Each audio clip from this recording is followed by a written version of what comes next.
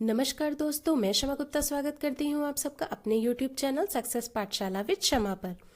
हमारी strategy simple है, smart learning sure success. जैसा कि आप सभी जानते हैं, यहाँ पर आपको मिलेंगी current affairs, English, GK, GS, maths और रीजनिंग की smart and easy tricks for all competitive exams. आज हम अपनी पहली क्लास में लेकर आए हैं रीजनिंग का टॉपिक डाइस। तो चलिए शुरू करते हैं।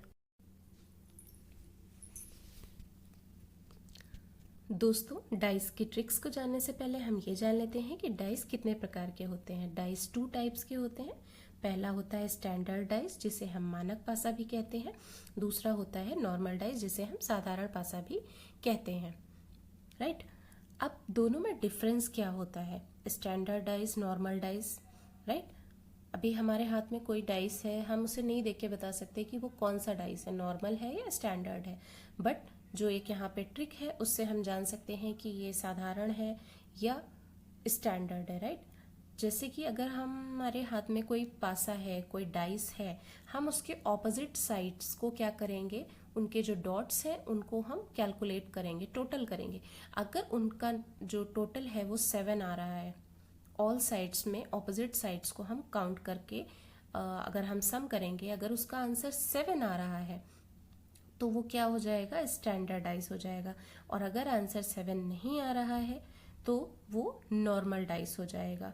Okay, as you can see यहाँ पे लिखा हुआ भी है, ऑपोजिट का सम 7 होता है, 7 होता है। ऑपोजिट्स जो होते हैं, जो ऑपोजिट साइड होते हैं, उनका जो सम करने पर क्या आंसर आता है, 7 आता है। जैसे 1 का ऑपोजिट ऑलवेज 6 होगा, 2 का ऑपोजिट ऑलवेज 5 होगा, 3 का ऑपोजिट हमेशा 7 होगा, सॉरी 4 होगा। Okay.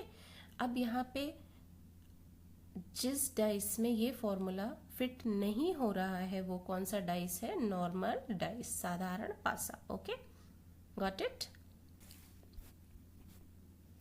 Dice with 1 common number, यहाँ पे हमारी ट्रिक आ जाती है। 1 कॉमन नंबर, सपोज हमारे पास 2 डाइज है, हमें 2 डाइज दिए हैं और उसमें कोई ऐसा नंबर है जो कॉमन है, तो वहां पे ये फॉर्मूला यूज होता है। 1 कॉमन नंबर का ऑपोजिट वह नंबर होता है जो दोनों डाइस में दिखाई नहीं देता है। राइट, जो दोनों डाइस में दिखाई नहीं देता है। Let's come to the example. You can see opposite of 5, यहाँ पे 5 का हमें ऑपोजिट निकालना है और यहाँ पे हम देख सकते हैं दोनों डाइस में 5 ही हमारा क्या है, कॉमन नंबर है। तो कॉमन नंबर का ऑपोजिट क्या होगा, जो नंबर दोनों डाइस में दिखाई नहीं दे रहा है। तो आप देख सकते हैं यहाँ पे हमें 2 भी दिख रहा है, 3 दिख रहा है, 4, 5, 6 हमें नहीं दिख रहा है। तो क्या ना दिख रहा है, हमें नहीं दिख रहा है तो कौन सा नंबर नहीं दिख रहा है, 1। ओके, तो 5 का ऑपोजिट क्या हो जाएगा, 1। So 1 will be the correct answer. Got it?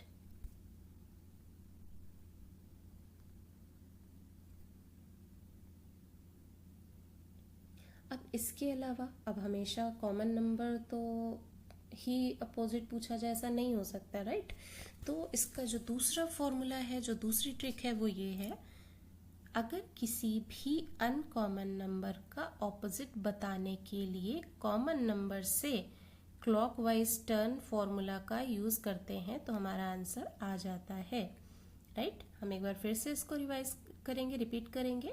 किसी भी अनकॉमन नंबर का ऑपोजिट बताने के लिए कॉमन नंबर से क्लॉकवाइज टर्न फॉर्मूला का यूज करते हैं। कैसे करते हैं, लेट्स सी। हाँ जी, यहाँ पे हमारा दिया है ऑपोजिट ऑफ 4। 4 का है, 4 ये है, ठीक है, और 4 हमारा कॉमन नंबर नहीं है। राइट। तो अब हम इसका फॉर्मूला कैसे निकालेंगे, हम निकालेंगे, क्या करना है हमें, दोनों कॉमन नंबर्स, दोनों डाइस में से कॉमन नंबर देखना है। ठीक है, कॉमन नंबर हमने देख लिया। अब हम कॉमन नंबर से क्या करेंगे, क्लॉकवाइज टर्न करेंगे, क्लॉकवाइज क्लॉकवाइज। ठीक है, तो क्लॉकवाइज टर्न का मतलब है, पहले क्या है कॉमन नंबर, 3। ठीक है, फर्स्ट वाले में देखते हैं, 3, 5, 4, राइट। दूसरे में क्या है, 3, 6, 2। ओके, तो अब हमें किसका ऑपोजिट बताना है, 4 का, तो 4 का ऑपोजिट क्या हो जाएगा, 2, ठीक है। और अगर इसी में हमसे पूछ लिया जाता 5 का ऑपोजिट तो 6 हो जाता, और अगर हमसे पूछा जाता 3 का तो आपको पता है कि जो कॉमन नंबर होता है उसका ऑपोजिट वो होता है जो दिखाई नहीं देता है, मीन्स 1। ओके, सो यहाँ पे जो क्वेश्चन दिया है ऑपोजिट ऑफ 4, तो opposite of 4 is equal to 2, right. I hope समझ में आ रहा होगा सबको, आप सब एंजॉय कर रहे होंगे। प्लीज़ अगर किसी को कोई भी डाउट आता है, कोई भी कंफ्यूजन आता है, मुझे कमेंट बॉक्स में बोलिएगा, मैं आपको दोबारा से वीडियो के थ्रू समझाने की कोशिश करूंगी। ओके, चलिए आगे बढ़ते हैं। अभी तक हमने बात करी थी 1 कॉमन नंबर के बारे में, राइट। अब ऐसा तो नहीं हो सकता कि हमेशा एक ही तरह का क्वेश्चन आएगा, कोई क्वेश्चन ऐसा भी आ सकता है जिसमें 2 कॉमन नंबर्स हो। उस केस में हमें क्या करना है और क्या नहीं करना है, चलिए जानते हैं। पहले हम जानेंगे कि हमें क्या नहीं करना है।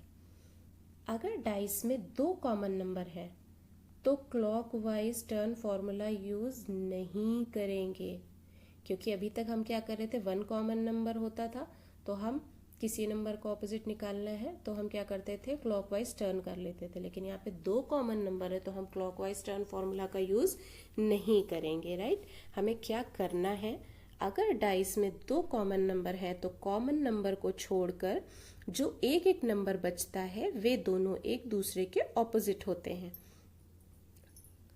एक बार फिर से रिपीट करेंगे, अगर डाइस में 2 कॉमन नंबर हैं तो कॉमन नंबर को छोड़कर जो एक एक नंबर बचता है वे दोनों एक दूसरे के क्या होते हैं, ऑपोजिट होते हैं। कैसे होते हैं, चलिए एग्जाम्पल से समझते हैं।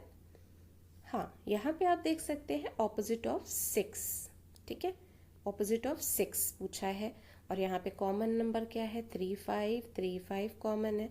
तो मैंने क्या बताया आपको अभी इसके पहले कि अगर 2 कॉमन नंबर है तो उसके अलावा जो एक एक नंबर बच रहा है वो क्या हो जाएगा, एक दूसरे का ऑपोजिट हो जाएगा। तो 6 का ऑपोजिट क्या हो जाएगा, 1, सो 1 will be the answer.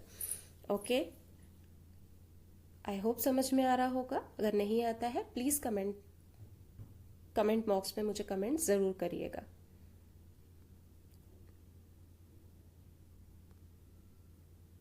Come to the next. हाँ जी, अब ऐसा नहीं हो सकता कि हमसे बस यही क्वेश्चन पूछे जाए। क्वेश्चन तो अभी शुरुआत हुई है डाइस की, तो क्वेश्चन की डिफिकल्टीज जो है वो धीरे धीरे बढ़ती जाएंगी। अब सपोज कि हमसे ये पूछ लिया जाए कि 2 कॉमन नंबर दिए हैं और दोनों कॉमन नंबर का हमें ऑपोजिट बताना है, तो हम उसमें क्या करेंगे। यहाँ पे आपको पता है कि 2 कॉमन नंबर्स जो है उनके अलावा जो एक एक बचता है वो एक दूसरे का ऑपोजिट क्या हो गया, 1, ठीक है। अब यहाँ पे आता है 3 और 5 का। अब जैसे कि पिछले टॉपिक में, सॉरी पिछली ट्रिक में मैंने बताया था कि अगर 1 कॉमन नंबर है तो जो डाइस में नहीं दिख रहा है वो उसका क्या हो जाएगा, ऑपोजिट हो जाएगा। ऐसे ही इसमें भी जो हमें नंबर नहीं दिख रहे हैं, 2 कॉमन नंबर्स का ऑपोजिट भी अगर हमें देखना है तो हम यही देखेंगे कि जो नंबर हमें नहीं दिख रहा है वो ही उसका आंसर होगा। बट 2 होगा, हाँ 3 5 का ऑपोजिट जानना है तो यहाँ पे भी हमें क्या नहीं दिख रहा है, 2 और 4, तो हमारा आंसर क्या होगा। अगर 3 का ऑपोजिट पूछा जाएगा तो भी 2 और 4 आएगा, अगर 5 का पूछा जाएगा तो भी 2 और 4 आएगा, ठीक है। तो हमारा क्वेश्चन में इधर और करके ही ऑप्शंस भी दिए होंगे, so we can find out very easily. Okay,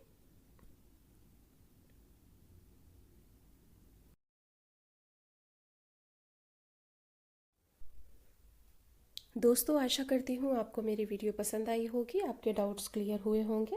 but अगर फिर भी आपको कोई भी डाउट है, कोई भी क्वेरी है तो आप प्लीज़ कमेंट सेक्शन में मुझे कमेंट ज़रूर करिए। मैं अपनी पूरी कोशिश करूँगी आपकी क्वेरीज़ को सॉल्व करने की, आपके डाउट्स को क्लियर करने की। So please like share and subscribe my channel and follow for more. मिलते हैं नेक्स्ट वीडियो में।